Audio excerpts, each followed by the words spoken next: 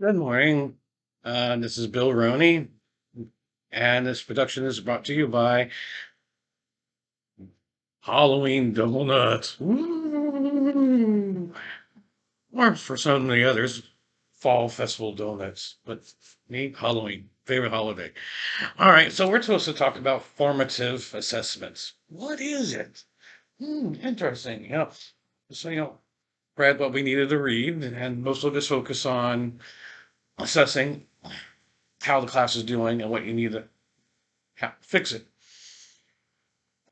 mostly in the long term. But then it starts talking about formative assessment. You know, formative versus summative.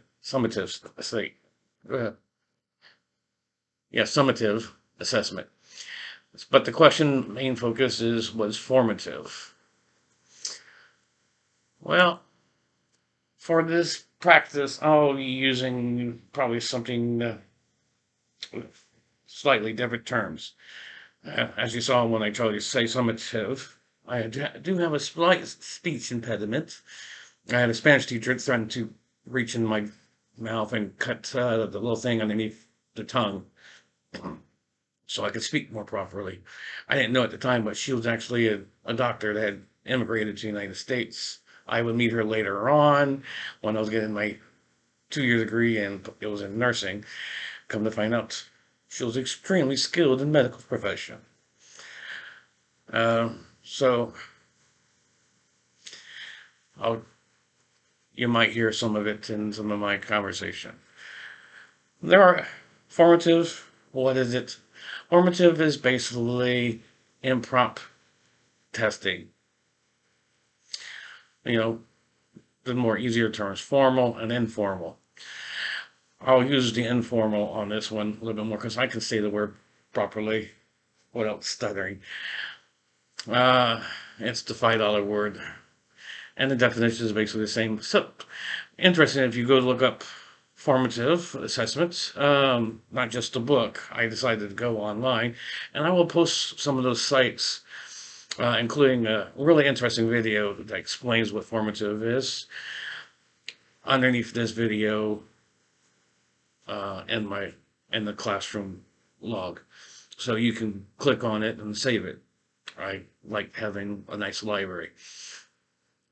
Formative impromptu exams is you're during the activities, you're asking questions, you're testing the student to see what they're, how, if they're learning the new material, are they understanding the new material? It's informal questioning, great way of checking and evaluating how well you've taught the students and if are they catching it. And then deciding if you need to reteach it. Say you're giving these informal assessments and they're not doing so good. So you can go back and try an alternative routes to how to reteach the material you just taught.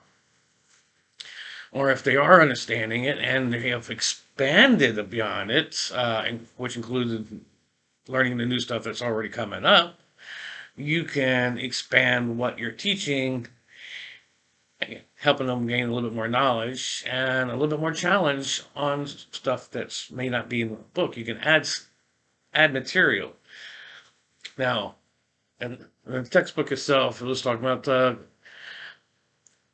evaluating class courses, the objectives, what's going to be taught, what's going to be in the book, what's not should be in the book, necessities, where it lacks, wants, and, of course, we all know the necessities are the things that are required by either the school, like say the university or the company you work for. Public schools is curriculum that the state board, county utilize, care of the state board. So you can use these informal assessments when testing the professors that have already taught it or testing the teachers in the schools that have already taught and used the book. Like say you're creating a new one and you want to see what worked, what didn't work. So you go in and do some informal exams, start creating your book, and then you get the chapter, I think it was 9, talking to having an outside source come in and assessing your material to see if it works or not. They'll probably use a more summative exam, go over the whole thing, and see if it clicks on the down the checkpoints. But formative, or some things that could be formative, letter reviews, review chain. No, review chain, for you don't know. It's a very quick, easy way of doing class review. Let's say I've done word challenges. All right. Um, have a like with flashcards. I'll hold up a flashcard, the student says it, and then the rest of the students, then they change seats. And I would do two teams and see how fast they go. Or there's another game where I hand the cards to the first student. He looks at pictures, says what it is, turns around, hands it to the next person. They look at it and say the word, pass it on, and then they pass it back forward. Those are a couple of games that I've used, or I've utilized in my classroom. And like, so I'm trying to think of some other ways of, having a brain fart.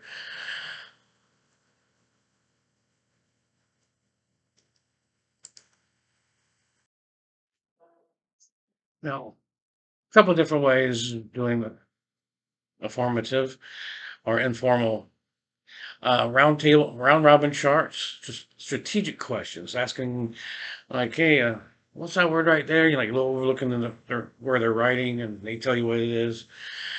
Think, pair, share. 3, 2, 1 countdown. Classroom polls. 1 minute papers where you're like, hey, I want you to tell me what we just learned. You got 1 minute to write down as much information as you can. Uh, Evaluate students' work. When you pick it up, you go through not just grading it, but you might take notes and see what they're doing right, what they're doing wrong if you're not keeping it. All right, so I'm hoping this helps explain what formative assessment is. Like I said, in the textbook, it was referring to the creating of a new book or creating of your book, a curriculum, setting up the state's assessment, state's objectives. So what they want the students to know by the time they finish that course or class. Summatives usually at the very end, or could be at end of the chapter test, but the final exam. You just leave it at that, and that's more formal. I can't wait to see what you'll have to say, uh, and maybe I learned something that I missed.